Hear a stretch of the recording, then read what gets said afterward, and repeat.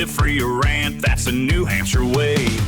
No BS, just truth coming every day.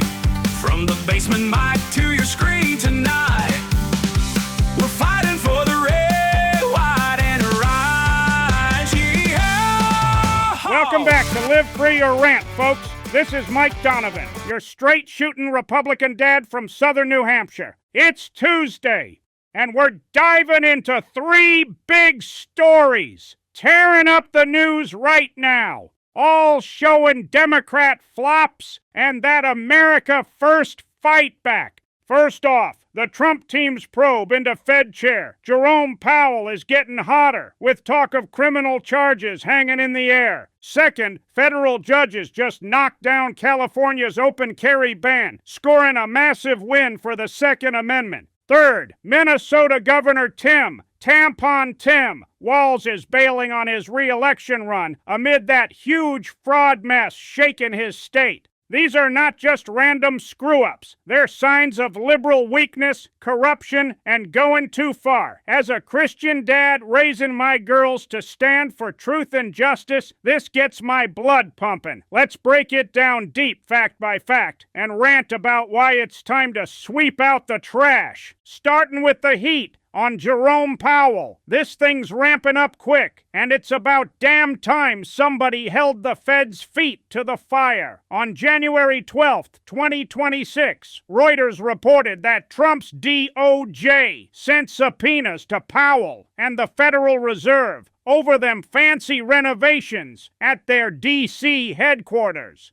But folks in the know say it's a cover for a wider criminal dig. Trump lit into Powell on Truth Social, calling him incompetent and crooked for not slashing interest rates even lower. The Guardian laid it out as tied to Trump's old beef. He wants rates near zero to juice the stocks and economy. But Powell's sticking at 4.5 to 4.75% to battle that lingering inflation. Now, with AG Pam Bondi at the helm, they're poking into Fed spending. But Trump buddies like Jeanine Pirro are pushing for a full indictment. This bad blood goes back years. Trump put Powell in back in 2018, but flipped on him when rates didn't drop fast enough. In 2019, Trump called him an enemy, worse than China. Now that Trump's back in charge, he's cranking it up. The New York Times says lawmakers and ex-Fed bosses are calling the probe political payback. J.P. Morgan's CEO, Jamie Dimon, stood up for the Fed's independence, echoing some GOP critics who warned this could blow up and crash the markets. Politico points out Trump's attacks might weaken any real case against Powell, making it look like pure revenge. CNN saying it's a wild fight that could backfire bad if the markets tank. Even some of Trump's own crew are backing off. Axios reports Republicans on the Hill are skittish about going after Powell with charges. Why the probe now? Powell bucked Trump's calls for rate cuts, keeping them high to tame the inflation from the Biden days. Trump wants a real boom, stocks soaring, growth everywhere, but Powell's staying independent. As a Christian dad, this is a battle over stewardship. The Bible in Proverbs 11:1 hates dishonest scales, and the Fed's money printing under Powell feels just like that, inflating away folks' savings while the elites rake it in. Trump calling it out, that's the bold leadership we need. Shifting to that California gun law getting tossed. The Ninth Circuit struck down the state's open carry ban on January 2nd, 2026, ruling it unconstitutional under Bruin. The ban hit counties with over 200,000 folks. Most of California blocking open carry in public spots. Reuters confirmed the appeals court said there ain't no historical tradition backing it. The LA Times called it a big hit to California's tight gun rules. The NRAILA was cheering. The panel was unanimous. Newsom blasted it as dangerous, but Yahoo and the Desert Sun noted its link to Bruin's history test. This builds right on brewing. That 2022 Supreme Court decision that gutted May issue concealed carry laws. California's trying to slap on sensitive place bans, but courts are tearing them apart. There's a new law,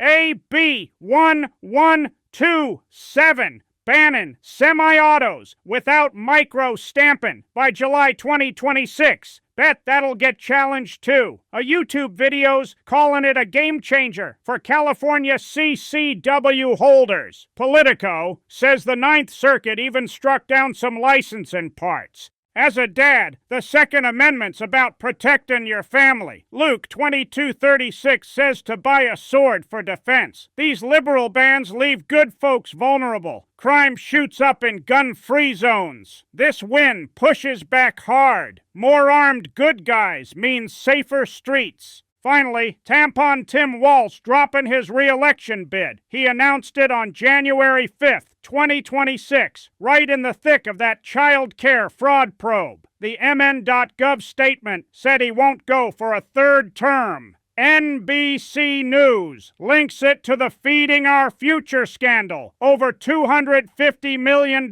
stolen. Politico says it's a flip after pressure from his own Democrats. NPR notes it shakes up the race. Klobuchar might jump in. PBS says folks thought he'd win, but the fraud heat was too much. CBS reports he won't resign and plans to finish his term. ABC pins the fraud as the main trigger. NPR mentions his clashes with Trump and the Doggin reports. Axios calls it a major shakeup. The New York Times says the fraud straight up led to his exit. Walz's tampon law, putting products in boys' bathrooms, got mocked as peak woke nonsense. And that fraud, it went ignored on his watch. Somali rings stealing billions. As a dad, this kind of corruption robs from kids' programs. Proverbs 29:2 says, "When the righteous thrive, the people rejoice. When the wicked rule, the people groan."